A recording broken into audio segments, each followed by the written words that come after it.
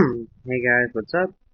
Welcome back to another video. Today we're going to be doing a discography ranking for one of my favorite bands of all time, Black Sabbath. Here we go, let's get started. Let me just light the cigarette, or a cigarette.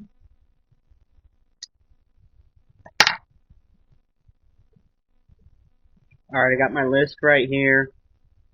Most of these albums, I'm putting only see, what I do with album reviews is I talk about the albums, but I only do like 2 or 3 songs per album to keep this short.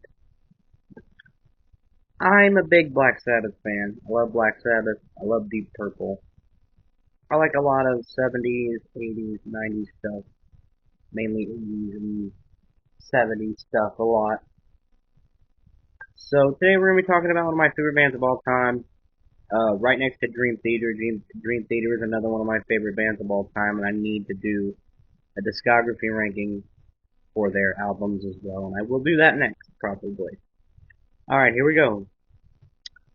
They have 19 studio albums. However, I'm going to include The Devil You Know from 2009, the one and only album when Dio and the rest of the members of Black Sabbath wanted to continue, and they couldn't use the name Black Sabbath, so they used the name Heaven and Hell and released an album called The Devil You Know.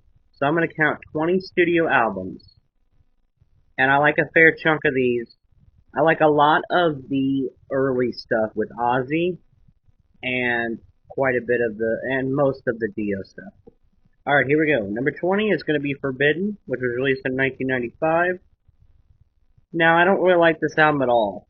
Apparently, Tony Martin, and they actually featured Ice-T on this album, and there's a version of this album with Ice-T singing over all of it, and I haven't heard it. I don't know if it's any good. I don't hate Ice-T as a vocalist or rapper or whatever he is. But it's just really not my thing, and this album is very weak. But there are 2 songs on here that I think are decent: Forbidden and Guilty as Hell. There really isn't much to say about it. It's just kind of bland. Bland doesn't really sound like Black Sabbath. They had definitely lost their fucking touch at that point, and everything was just kind of going downhill. And they didn't get back together until much, much, much later when they did 13, and I like that album quite a bit. Okay, number 19 is going to be Tear from 1990. Once again, Tony Martin. You're going to see a lot of Tony Martin low on this list. 2 songs off this album that I like: The Saddest Stones and The Battle with Tear. Really ain't much to say about that album. Number 18 is going to be Dehumanizer, which it came out in 1992 and was the first album to feature Ronnie James Dio on vocals since The Mob Rules. So it had been over a decade since he'd played with Black Sabbath, and he joined the band again for this album. I actually think Dehumanizer is a little underrated. I like a few songs off this album. My 2 tracks are Computer God and TV Crimes. They're both probably the best songs on the album. Really ain't much to talk about else but that album, so let's move on. Number 17 is going to be Cross Purposes from '94. This is Tony Iommi, or sorry, Tony Martin was back in the band for this one. Cross Thrones and Virtual Death are my 2 picks for that album. Sorry, I'm going a little fast, guys, but I kind of wanted to get this done sort of quick. Number 16 is going to be Headless Cross, another album with Tony Martin on vocals. My 2 favorite songs from this album are Headless Cross and Devil and Daughter. Both pretty good songs on this album. Number 15 is going to be Born Again from '83. This was the first and only album to feature Ian Gillan on vocals. And I love the song Trash, and I love the song Zero the Hero. But the rest of this album I think is kind of meh. I was really expecting more when I first listened to it, because I'm a big Deep Purple fan, but it really wasn't all that great to me. Alright, number 14 is going to be Seventh Star from 1986. This was the first and, again, only album to feature um, Glenn Hughes on vocals, who was also in Deep Purple. So you see the big Sabbath Deep Purple connection between the connection between the two bands. They've had two different singers in both bands from Deep Purple and Black Sabbath. Um, so we got In for the Kill. Great, great song. No Stranger to Love and Seventh Star. I love this album quite a bit. Originally, this was supposed to be a Tony Iommi solo album, but he decided to just make it a Black Sabbath album. That's why on the front of this album it says Tony Iommi featuring, or Black Sabbath featuring Tony Iommi, Seventh Star. I think that's a really stupid title. Just call it Black Sabbath album. That's what it is. 13 is going to be Heaven and Hell from 1980. I do not like this album as much as I like the Mob Rules. That's why it's this low on the list. I mean, would be high or low? I don't know. Anyway, Heaven and Hell number 13, 1980. First album to feature Ronnie James Dio on vocals. My three favorite songs, I have three for this one. Heaven and Hell, Neon Nights, and Children of the Sea. Children of the Sea has this very fantastic slow beginning and then it kind of kicks in and gets really cool. Same thing with Sign of the Southern Cross. Or, yeah, Sign of the Southern Cross. I thought I was saying it wrong.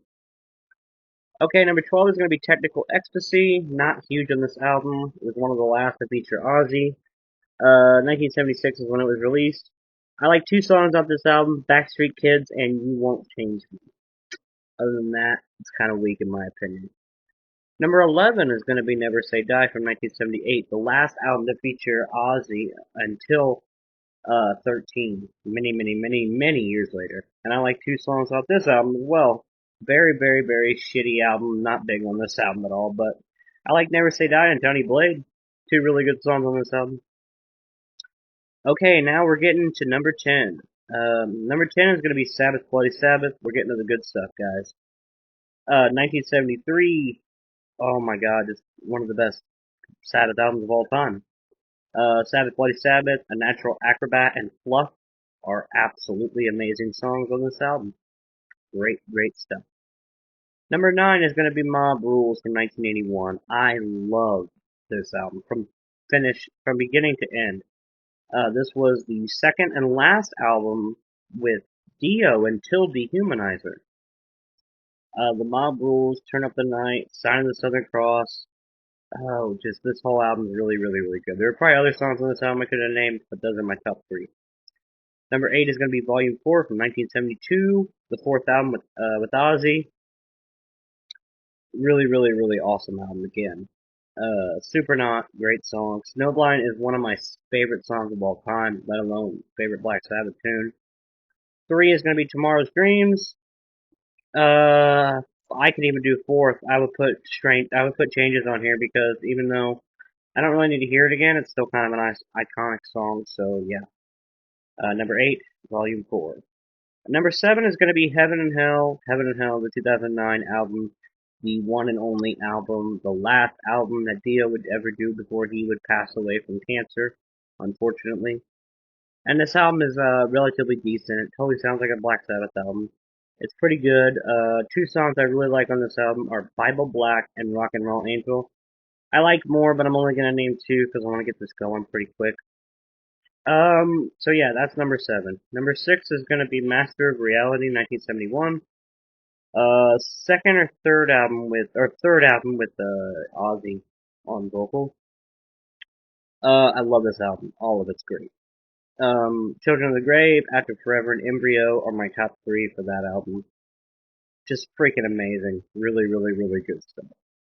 My number 5 is going to be Paranoid. Even though I'm really tired of hearing that song, Paranoid is a great song. That's my number 1. Number 2, I Like Your Funeral. Number 3, Fairies Wear Boots.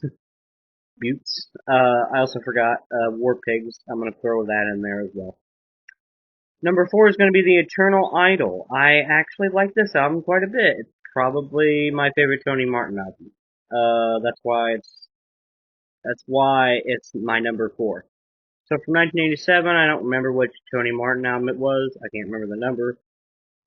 It's probably his third or fourth. He actually had 5 or 6 albums with the band, I think. Something like that. I like The Shining and I like Ancient Warrior. Those are two really awesome songs for this album, but the rest of this album is pretty solid too. I think it's the best Tony Martin album that is on here. Period. I really like it a lot. My number three is going to be the most recent Black Sabbath album. The second recent album would have been Heaven and Hell in 2009, but 13 is the final Black Sabbath album, and it's a full-time reunion, except Bill Ward was replaced by Brad. I forgot how to pronounce his last name. The drummer for Rage Against the Machine. He did a badass job. This is a fantastic album. I like a lot of this album. God is Dead, Loner, Into the Beginning. Just this album is great from start to finish, and I highly recommend it. Number two is going to be Sabotage from 1975. Hole in the Sky, Symptom of the Universe, and Megalomania. This album would be fantastic if it wasn't for I Think I'm Going Insane. I hate that fucking song. It doesn't belong on this album. And if you took that song off the album, it would be fucking amazing. But my number one pick, it's never gonna change. Always gonna be this album because when I first heard Black Sabbath, this is what I started with. I started listening to Black Sabbath from the beginning. And I listened to every single studio album they've ever done, and I've liked a lot of it. 85% of it. Not big on the Tony Martin era, and I could take or leave the Ian Gillan era of the band entirely. But number one is going to be Black Sabbath from 1970. This is one of the greatest heavy metal albums of all time. I know you kind of count Black Sabbath as pre-metal, but this is one of the greatest heavy metal albums of all time. The whole album from beginning to end is fantastic. I've picked out 6 tracks from the album that are my favorite.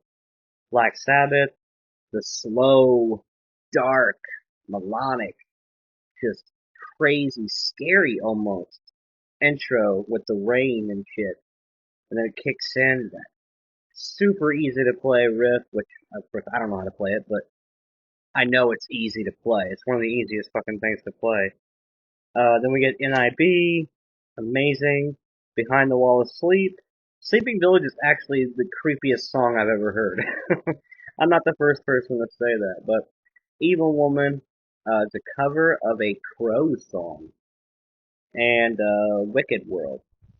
Oh my god, Wicked World is it was like one of their first singles that they ever did, but it's freaking fantastic. And I'm gonna put one more on here, Warning. Warning is great as well. So yeah, guys, that's gonna be my discography ranking for Black Sabbath. I actually got this done shorter than I thought I was. I thought it was gonna take quite a while, but yeah, stay tuned for more videos, and I'll see you all in the next one. Bye bye.